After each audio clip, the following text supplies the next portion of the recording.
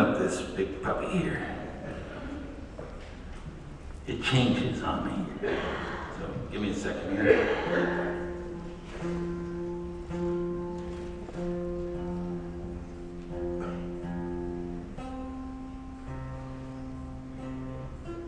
Oops.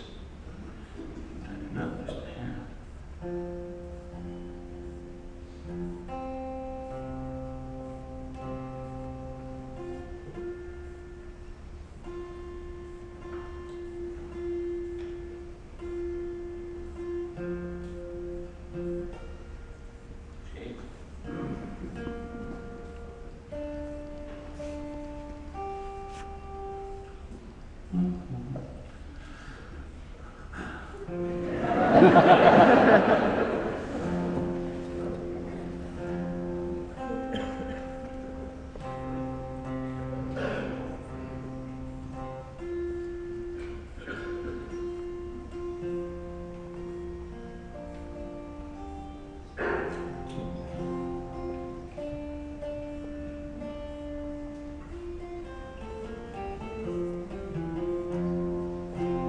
Good enough.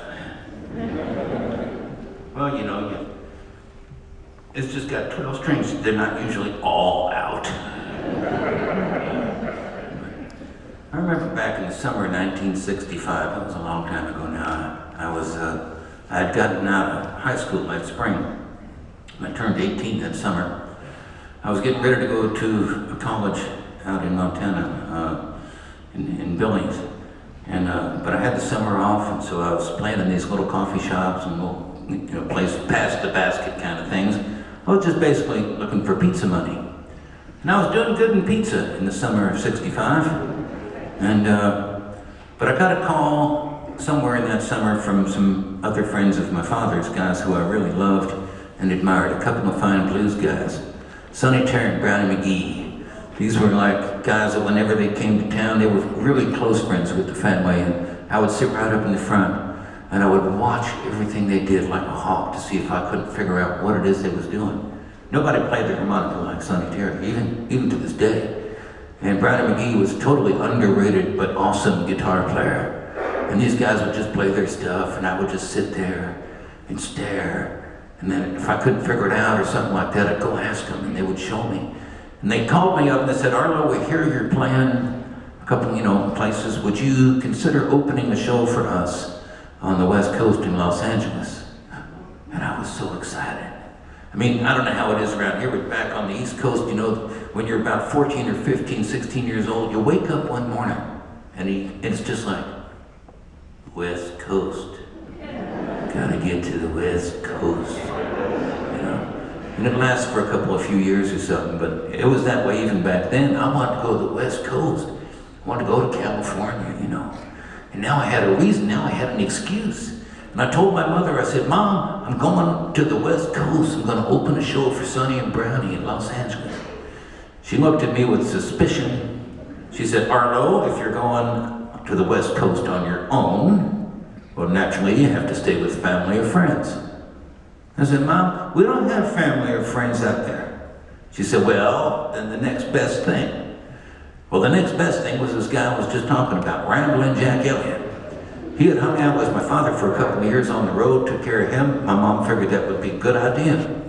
But at 18 years old, I knew Ramblin' Jack better than my mom. I was freaking eager to stay with Ramblin' Jack. I didn't let her know that. I said, "Well, if I have to." So I get out to California. Jack is living in Malibu, just north of LA. And he was in those days and continues to this very day to be a rodeo fanatic.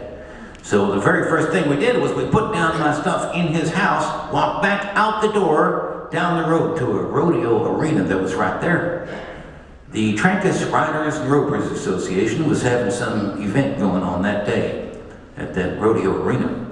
Barrel riding contests, stuff like that. And there was a parade going by, with horses and all that, and leading that parade was about the most beautiful woman I'd ever seen in my entire life. Stop you cold, drop dead, drooling out of both sides of your face. And I just saw her off in the distance, and she kept getting closer and better at the same time. So she finally just went right by me. She didn't look at me, not a glance, nothing. Her shadow come right up and stopped and went around and then kept going. It was that bad. And I was so depressed. The Ramblin' Jack saw that in my face. He took pity on me that day. He said, "Arlo, take this." I said, "What is it?" He said, "Don't worry, it'll wear off." I remember having some strange dreams that night. Woke up the next morning, got the 12-string out, was thinking about that girl. Wrote this next song. Of course, she didn't know it at the time, but we'd meet again. A couple of years later, get married, have kids, all that stuff. We celebrated our 43rd wedding anniversary in October of 2012. But she was very ill at the time, but she lived long enough to get through that anniversary with me and all the kids and the grandkids and stuff. Had a wonderful life. And I'll never forget that first time I saw her, back years ago, and the song I wrote. And I put it on the first record I ever made. It came out a couple of years after that. Just an old song, but still one of my favorites from that time.